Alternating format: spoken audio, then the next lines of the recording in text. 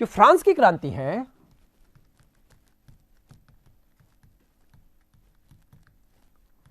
मैंने अभी थोड़ी देर पहले बताया आपको कि फ्रांस को छींकें आती हैं तो यूरोप को जुकाम हो जाता है। फ्रांस की एक क्रांति नहीं हुई, फ्रांस की कुल मिलाकर के 3 क्रांतियां हुई।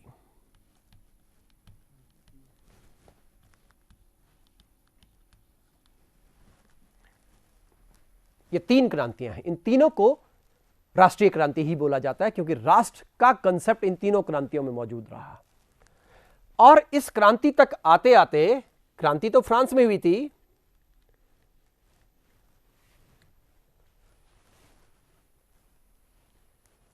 पूरे यूरोप में इस क्रांति का असर पड़ता है। तो इससे बर्लिन में क्रांति हुई,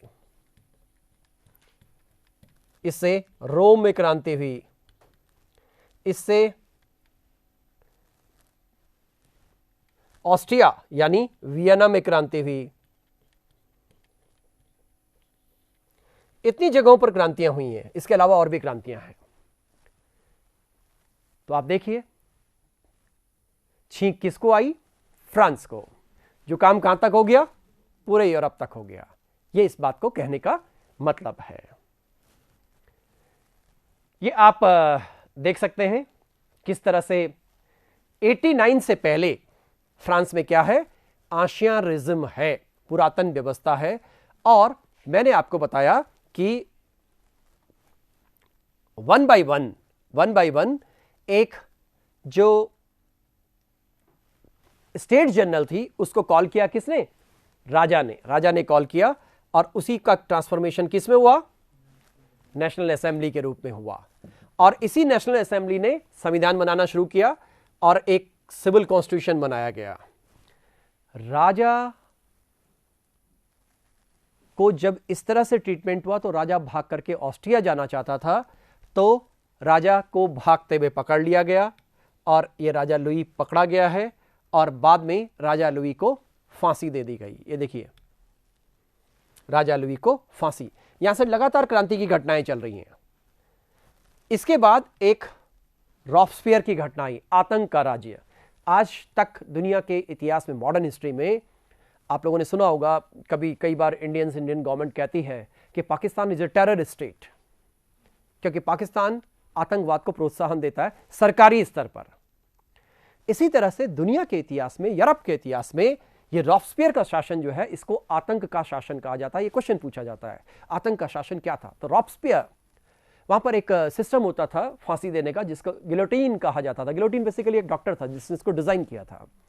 तो वो क्या किस तरह से होता था उसकी बात अभी करेंगे। तो रॉबस्पियर के शासन का अंत हुआ। उसके बाद डायरेक्टरी का शासन स्थापित हुआ और उसके बाद नेपोलियन की सत्ता आ गई। ये इसका ओवरऑल टाइमलाइन है। इतिहास रेखीय गति से चल रहा है, इसको आप नोट कर सकते हैं। ये 4 फेजेस हैं क्रांति के। फ्रांस में क्रांति के 4 फेजेस हैं, जैसा कि मैंने आपसे अभी चर्चा की थी। सबसे पहले क्या? स्टेट्स जनरल की मीटिंग बुलाई गई। इस स्टेट जनरल में जो लोग थे, फर्स्ट स्टेट, सेकंड स्टेट और थर्ड स्टेट, ये फ्रांस के समाज के 3 वर्ग थे। इन तीनों वर्गों ने सम्मिलित होकर के और अपने को राष्ट्रीय शब्द से जोड़ा और नाम रख दिया नेशनल असेंबली। इसी नेशनल असेंबली ने अपने को लेजिस्लेटिव असेंबली के रूप में रूपांतरित किया, इलेक्शन करवा करके, और इन लोगों ने एक संविधान बनाया। फ्रांस में पहला गणतांत्रिक संविधान बना। तो सेकंड स्टेज ये आई। थर्ड स्टेज ये कन्वेंशन बोला हुआ है, इसको आप लिख सकते हैं नेशनल कन्वेंशन।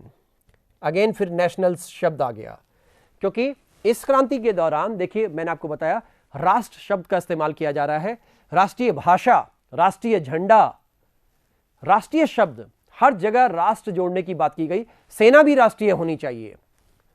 तो यहां पर नेशनल कन्वेंशन का पीरियड आया, उसको पूरा नाम नेशनल कन्वेंशन लिखेगा। और इसी के भीतर आतंक का राज आता है। आतंक का राज या राज्य, टेरर स्टेट। रॉबस्पियर द्वारा यह टेरर स्टेट डेवलप किया गया एक्चुअली इस काल में फ्रांस में कुछ राष्ट्रवादी दल डेवलप हुए, पार्टियां बनने लगी, क्योंकि प्रबुद्धवादियों के विचारों के कारण से फ्रांस में एक प्रकार से जागरण आ रहा था। तो एक पार्टी का नाम था जैकोबिन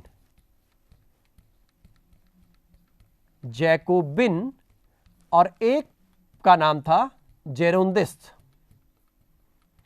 जैकोबिन और जेरोंदिस्ट दो दल थे।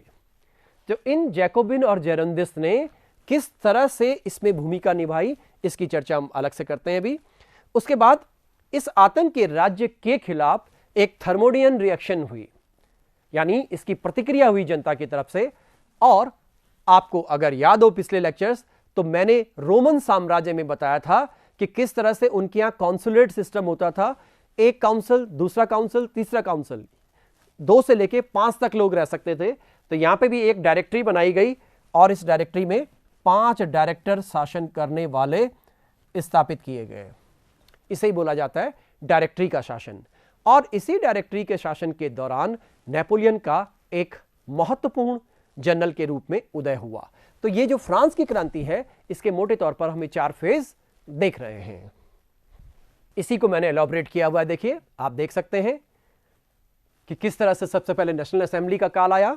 इस नेशनल असेंबली में क्या हुआ है, 1 बाय 1 आप इसको फिर से देख लें। इसका चेंज क्या आया, क्या किया इन्होंने। अब ये काम किसने किया, ये काम किसने किया, ये काम किसने किया, अगला स्टेप ये पूछा जाना है। याद कीजिए, नेशनल असेंबली, इस स्टेट जनरल ने स्वयं को क्या घोषित किया, राष्ट्रीय सभा घोषित कर दिया। और इस नेशनल असेंबली ने सबसे पहले कॉन्स्टिट्यूशनल मोनार्की स्थापित कर दी। जैसे इंग्लैंड में संवैधानिक राजतंत्र हुआ करता था, वैसे ही राजतंत्र की स्थापना, कॉन्स्टिट्यूशनल संवैधानिक राजतंत्र का मतलब यह है राजतंत्र रहेगा लेकिन सरकार भी रहेगी, संसदीय लोकतंत्र होगा, संसद रहेगी। तो इन्होंने सबसे पहला काम क्या किया, क्वेश्चन ये आएगा, इन्होंने क्या किया था या क्या नहीं किया था। दूसरा काम, इन्होंने फ्यूडलिज्म, सर्फडम समाप्त कर दिया, कोई सामंतवाद नहीं होगा, कोई भेदभाव नहीं होगा। तीसरी बात इन्होंने क्या की, ये खूब इंपॉर्टेंट है, ये खूब पूछा जाता है, rights of man and citizen adopted. मानव का अधिकार सुनिश्चित किया गया कि हमारे अधिकार क्या क्या हैं। इसके बाद जब लेजिस्लेटिव असेंबली आई तो इन्होंने इस मामले को बिल्कुल सेम ऐसे ही रखा, लेकिन संविधान एक बना इसके काल में। और इसके साथ साथ एक बात ये आई, ये सबसे इंपॉर्टेंट बात है। दरअसल जब ये चेंज हुआ तो यूरोप के देश चिंता करने लगे। अभी मैंने थोड़ी देर पहले बोला कि कहीं हैब्सबर्ग राजवंश है, कहीं होहेंजोलॉन है, तो अलग अलग राजवंश है। तो ये राजवंश अपनी चिंता कर रहे हैं कि कहीं ऐसा तो नहीं है कि अगला नंबर हमारा हो, हमारी जनता भी हमारे साथ ऐसा ही करे। तो उन्होंने फ्रांस के खिलाफ युद्ध लड़ने की सोची। युद्ध इसलिए लड़ा जाएगा क्योंकि वो फ्रांस में क्रांतिकारियों का दमन करेंगे। लेकिन इससे पहले कि ऐसी कोई बात हो, ये ऑस्ट्रिया और प्रशा के अगेंस्ट युद्ध हो जाता है। नेक्स्ट, 92 से लेके 95 के बीच में, जिसको मैंने क्या वर्ड बोला है, नेशनल कन्वेंशन का काल। ये देखिए नेशनल शब्द यहां भी है, नेशनल कन्वेंशन का काल। पहली बार रिपब्लिक की स्थापना हुई। यह क्वेश्चन पूछा जाता है कि पहली बार गणतंत्र की स्थापना फ्रांस में कब हुई, तो सितंबर 1792 में हुई। और एक पब्लिक सेफ्टी कमेटी बनाई गई आम जनता की सुरक्षा के लिए, आम जनता, लॉ एंड ऑर्डर मेंटेन करने के लिए। ये वाला नहीं है रोड सेफ्टी वगैरह इस तरह का नहीं है, ये आम जनता की रक्षा के लिए, किस तरह से लोगों के नागरिक अधिकारों की रक्षा कैसे हो सकती है, उसके लिए एक पब्लिक सेफ्टी कमेटी बनाई गई। और यहीं पर आप दोबारा देखेंगे जैकोबिन्स और जिरोंदिस्ट का उदय हुआ। जैकोबिन जो थे वो उग्र राष्ट्रवादी थे। जैकोब प्रांत के ज्यादा लोग थे इसमें, इसलिए इनको जैकोबिन्स कहा गया। और ये जिरोंद नामक चर्च के से संबंधित थे, वहां इनका हेडक्वार्टर था, इसलिए इनको जिरोंदिस्ट कहा गया। और इसी समय रॉब्सपियर, ये रॉब्सपियर है, रॉब्सपियर ने आतंक का शासन स्थापित किया इसी काल में। इसके काल में स्थिति यह हो गई थी, कहते हैं क्रांति अपने ही बच्चों को खा जाती है। कल कौन होगा पता नहीं है। तो रॉब्सपियर के शासनकाल में ये बात हो गई कि आज हम यहां पर हैं, कल हम यहां पे कौन होगा ये पता नहीं है।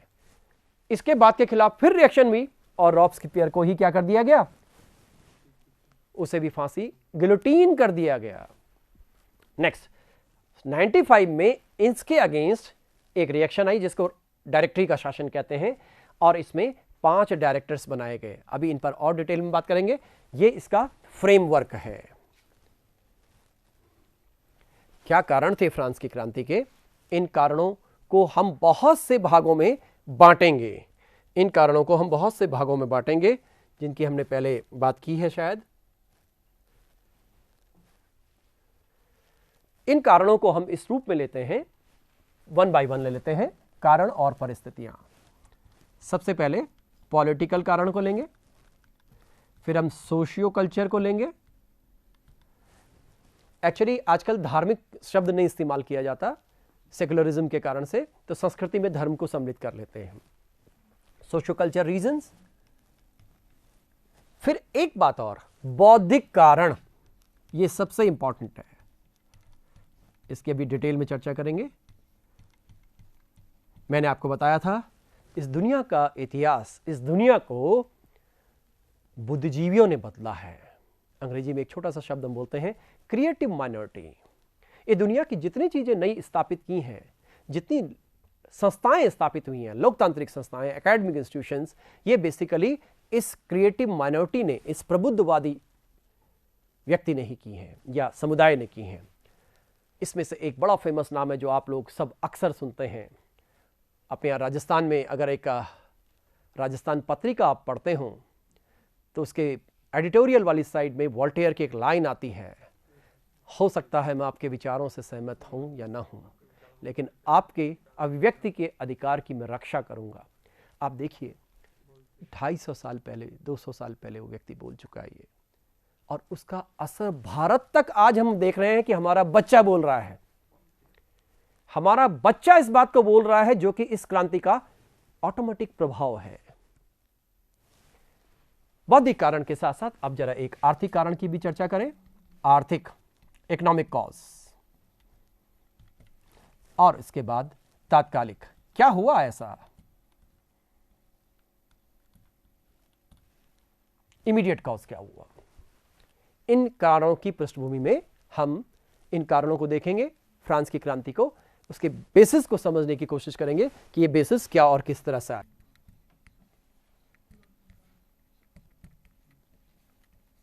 फ्रांस में क्या था, आशियानिज्म था, और आशियानिज्म के अंतर्गत समाज के 3 वर्ग थे। दूसरा कारण सामाजिक पर भी है।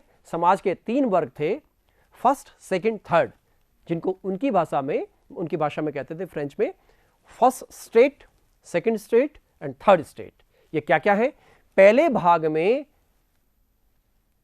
पादरी वर्ग, क्लर्जी क्लास आता था, दूसरे भाग में फ्यूडल क्लास आता था, तीसरे भाग में जो कि 96% के आसपास था, उसमें आमजन आते थे। इस बात से आप अनुमान लगा सकते हैं कि स्थिति क्या थी। आपके सामने एक छोटा सा ये पिक्चर है, इससे आप अनुमान लगा सकते हैं। जरा गौर से देखिएगा क्या नजर आता है।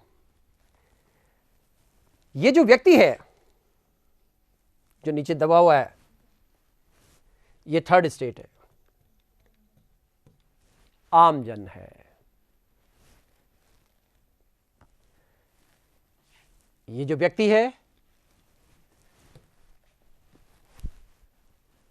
एक राजा है, एक पादरी वर्ग है और एक सामंत वर्ग है।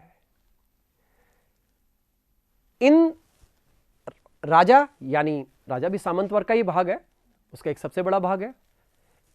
इन वर्गों के पास, ये जो 2 वर्ग हैं पहले, first state and second state, उन पर किसी प्रकार के कर नहीं है। उनके पास विशेषाधिकार हैं, उनके पास कर मुक्त भूमि है, सभी तरह के विशेषाधिकार इन्हीं के पास है, और सभी तरह के कर ये दे रहे हैं नीचे वाले। ये देखिए क्या हालत है उसकी। ये प्रतीकात्मक चित्र है एक। इसलिए फ्रांस में एक कहावत थी, पादरी पूजा करता है, सामंत लड़ता है और थर्ड स्टेट कर देता है। ये फ्रांस के समाज का स्ट्रक्चर था। इसी ऑस्ट्रियनिज्म में मैंने आपको बताया कि इंटेंडेंट्स जैसी व्यवस्थाएं थी। ये मैं आपसे बात कर रहा था, first state, second state and third state. पहले स्टेट में आप देख रहे हैं कि कौन है, ये आप देख सकते हैं कि चर्च के लोग हैं, यानी पादरी क्लास है, और स्वाभाविक रूप से ये प्रिविलेज्ड क्लास है। सेकंड स्टेट में कौन है? नोबिलिटी है, यानी कि राजन्य वर्ग है, सामंत हैं बेसिकली। ये सामंत है, ये भी एक तरह का प्रिविलेज क्लास है। जो थर्ड स्टेट है, एक्चुअली क्रांति इसी ने की है, शुरुआत इसने की है क्रांति की। इसमें सभी तरह के किसान हैं, व्यापारी हैं, बुजुर्गा क्लास हैं, मर्चेंट तो आप देख ही रहे हैं, और ये अनप्रिविलेज्ड क्लास है। इसलिए कई बार ये कहा जाता है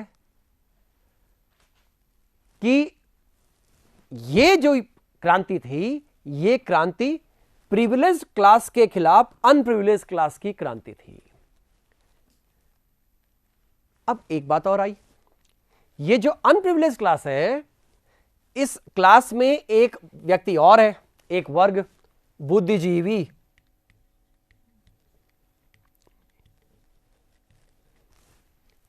ये बुद्धिजीवी को जरा ध्यान से रखिएगा, क्योंकि नेपोलियन ने अपने डॉक्यूमेंट्स में लिखा है कि अगर रूसो नहीं होता तो फ्रांस में क्रांति नहीं होती। रूसो की एक अपनी विचारधारा थी।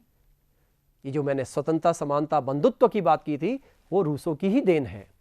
तो ये बुद्धिजीवी वर्ग, आप देखिए कि इतना बड़ा बुद्धिजीवी है, ये व्यापारी वर्ग जो व्यापार कर रहे हैं, ये मेहनत करने वाले लोग हैं, इनके पास योग्यता है, लेकिन प्रिविलेज किसके पास है? इन लोगों के पास है। इसीलिए ये भी बोलते हैं कि वह अहंकार ही था जो फ्रांस को क्रांति की ओर ले गया। किसका अहंकार? इस वर्ग का अहंकार, सबका नहीं। इसमें भी एक 2-3% लोग रहे होंगे ज्यादा ज्यादा इस तरह के, जो वेल्दी भी थे, जो इंटेलिजेंट्स भी थे, जो बुद्धिजीवी वर्ग में आते थे। 2% भी ज्यादा कह रहा हूं मैं, इससे भी कम रहा होगा। और वो ईगो, इनका ईगो था, मैं योग्य हूं तो मुझे मेरे योग्यता के समान उपयुक्त पद क्यों नहीं दिया जा रहा है? ये लोग अयोग्य हैं, तब भी ये पद प्राप्त कर रहे थे। इनका एक सिस्टम था, एक सिस्टम डेवलप हुआ कि कोई पद अगर आपको चाहिए इस क्लास में या इस क्लास में खास करके, तो आप पैसा देकर वो पद ले सकते हैं। अब ये नीचे वाले लोग पैसा देकर के पद लेने लगे। पैसा तो था इनके पास, खास करके मर्चेंट क्लास है या कुछ और क्लास है ऐसे बौजुर्बा क्लास में, पैसा देकर के इन्होंने पद तो ले लिया, लेकिन इनको प्रतिष्ठा नहीं मिली, सम्मान नहीं मिला, क्योंकि ये लोग तो निरंतर ये सोचते थे कि तो तीसरे स्टेट से आए हुए हैं। इस तरह से समाज में एक विभाजन था, सामाजिक विभाजन। जो मार्क्सिस्ट हिस्टोरियंस हैं, सोशलिस्ट हिस्टोरियन हैं, उन्होंने इस सोशलिस्ट पर्सपेक्टिव को सबसे ज्यादा इस पर ही बल दिया है। 3 स्टेट, थर्ड स्टेट की बात कर रहा हूं, ये बात हो चुकी है, और प्रिविलेज और अनप्रिविलेज की बात। फर्स्ट स्टेट जो मैं आपको बता चुका हूं कि इसमें कौन है, प्रीस्ट क्लास है या क्लर्जी क्लास जिसको बोल सकते हैं। सेकंड स्टेट और थर्ड स्टेट, ये आप देख सकते हैं, ये इनका कैटेगराइजेशन है, ये उनकी उस काल की पॉपुलेशन है। देख सकते हैं 1.3 लाख, लेकिन ये हाई रैंकिंग में है, 1.25 लाख के आसपास लोग मात्र पूरी जनसंख्या का। ये 1,10,000 के आसपास लोग हैं लगभग, ये नोबल्स हैं। ये लोग आप देख सकते हैं इनकी जनसंख्या कितनी है, मल्टीपल है, इसलिए करीब करीब ये 96% के आसपास बन रहा है परसेंटेज वाइज। अब आप देख सकते हैं ये समाज में इनकी हाई रैंकिंग है, और ये आप देखिए, इसमें मैंने अभी थोड़ी देर पहले बताया था, कारीगर हैं, बुजुर्गा क्लास हैं, वर्कर्स हैं, व्यापारी हैं, किसान हैं, और जो छोटे स्तर के पादरी हैं। देख लीजिए इनके पास क्या क्या अधिकार हैं। इनके पास प्रिविलेजेस हैं, सभी तरह के प्रिविलेजेस इनके पास हैं। कर लेने के अधिकार हैं, कर से उन्मुक्ति है, और इनके पास देखिए किसी तरह का इनको टैक्स नहीं देना, कोई टैक्स नहीं देना, जबकि इनके पास कोई विशेषाधिकार नहीं है। बर्डन सारा इस क्लास के पास है। आपको मैंने वो पिक्चर दिखाया था अभी थोड़ी देर पहले। सारा देखिए, बर्डन वाला जो पार्ट है, बर्डन वाले पार्ट में इनका कितना बर्डन है, इस वाले पार्ट को जरा आप इंपॉर्टेंट कर सकते हैं। ये आपके यहां ऑब्जेक्टिव क्वेश्चन में आएगा। क्या बर्डन था देखिए, जैसे कई तरह के टैक्सेस थे। टीथे चर्च टैक्स लेता था। याद कीजिए, मैंने धर्म सुधार आंदोलन बताया था, तो जहां पे पोप के कुछ धर्माधिकारी अलग अलग राज्यों में नियुक्त किए जाते थे और वो टैक्स लेते थे और टैक्स चर्च को जाता था, दैट इज टीथे। ऑट्रक्ट, ये एक तरह का चुंगी कर है। ये फ्रेंच उच्चारण ध्यान रखिएगा। कॉर्बी, ये एक तरह का बलात् श्रम है, ये आप नोट कर सकते हैं। कैपिटेशन, ये एक तरह का पोल टैक्स था। इसके अलावा इनकम टैक्स है। ये गैबल भी आप देख सकते हैं, ये पूछा गया है। ये सॉल्ट टैक्स है। टैली, ये लैंड टैक्स है। इसके अलावा फ्यूडल्स के पास बहुत से अधिकार होते थे। ये 3-4 टैक्सेस को जरा इंपॉर्टेंट कर दें, ये आपके पास ऑब्जेक्टिव में पूछे जा सकते हैं। ये आप देख रहे हैं इस पिरामिड को, चाहे हम ऐसे बना लें चाहे ऐसे बना लें।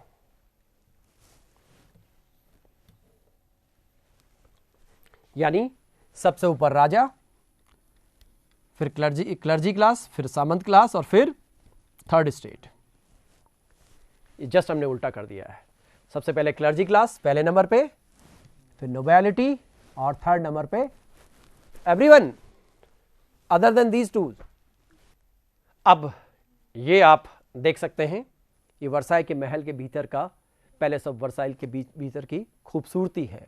अभी मैं पूरा महल आपको दिखाऊंगा यहीं पर।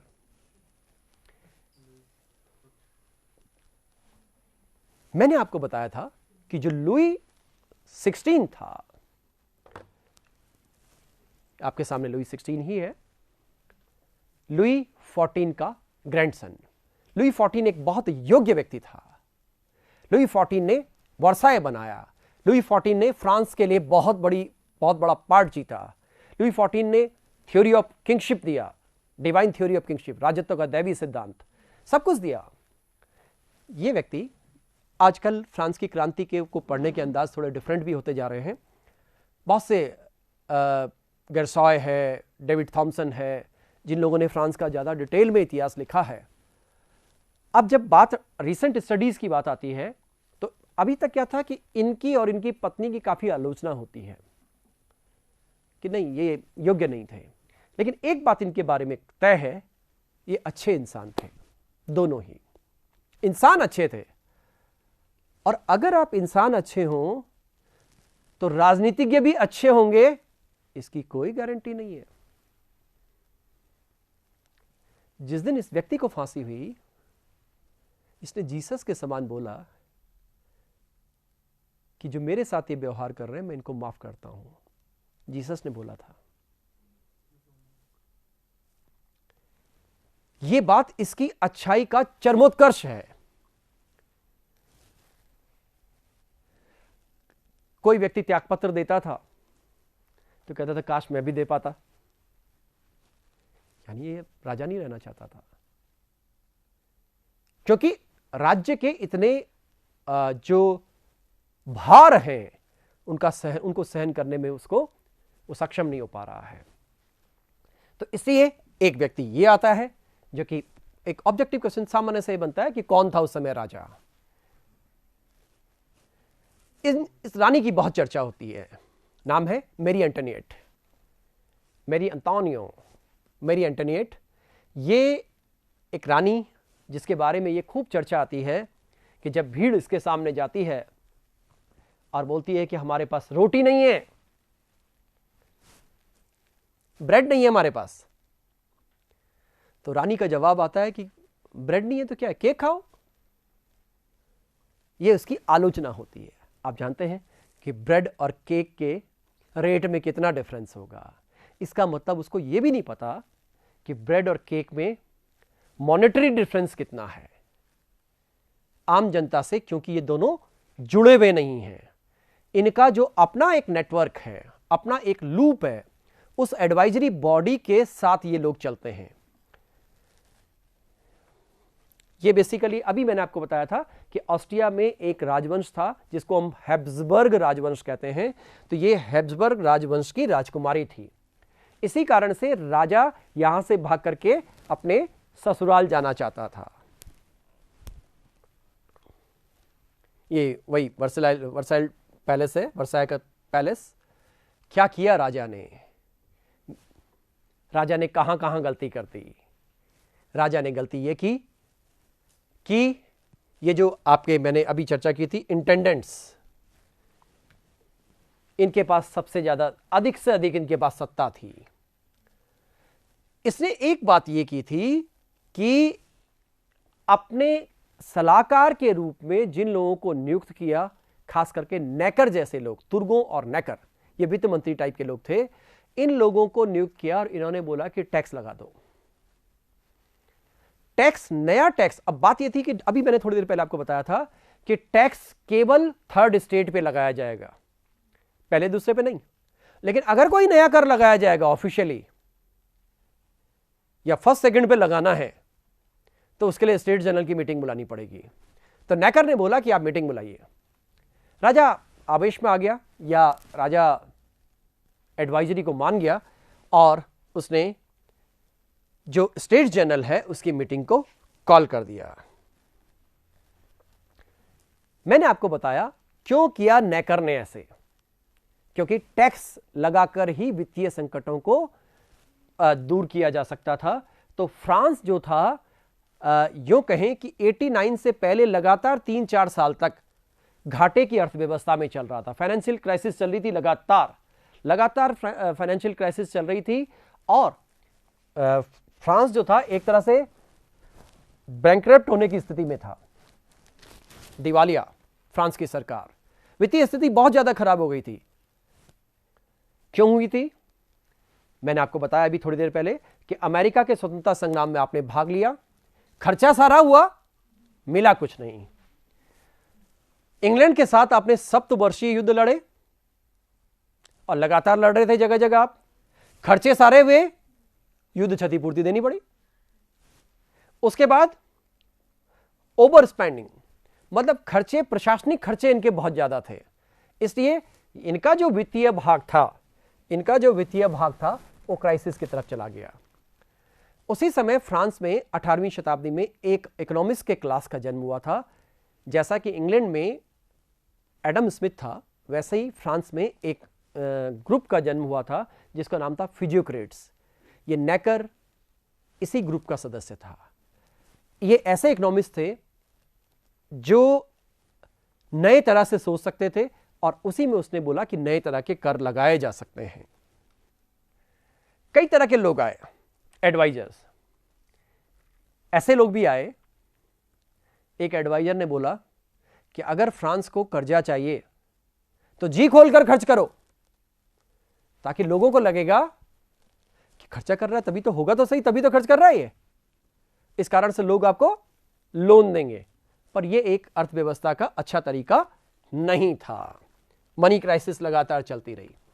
इस बीच हम नोबिलिटी को देख सकते हैं, नोबिलिटी के स्ट्रक्चर से देख सकते हैं, इनके ड्रेसअप से देख सकते हैं कि इनके खर्चे कितने रहे होंगे। इसलिए राजा ने स्टेट जनरल की मीटिंग को कॉल कर लिया। बस ये क्रांति के लिए तो बहुत अच्छा हुआ, लेकिन राजा के लिए बुरा हो गया, क्योंकि अब ये सभा आएगी। ये सभा, इसका आप थोड़ा सा स्ट्रक्चर समझ लें स्टेट जनरल का। ये वर्साई का महल है भाई, इसके ग्रैंडनेस को आप देख सकते हैं। मैं नहीं जानता हूं कि आपकी नजर कहां तक जा रही है। जहां तक जा रही है ये सारा महल है, महलों के गेट्स हैं, अलग अलग गेट। राजा कौन से गेट से एंटर होगा, कौन लोग किस गेट से जाएंगे, और किस तरह से बाहर का सेटअप है ये, और भीतर की खूबसूरती मैंने अभी आपको थोड़ी देर पहले दिखाई थी।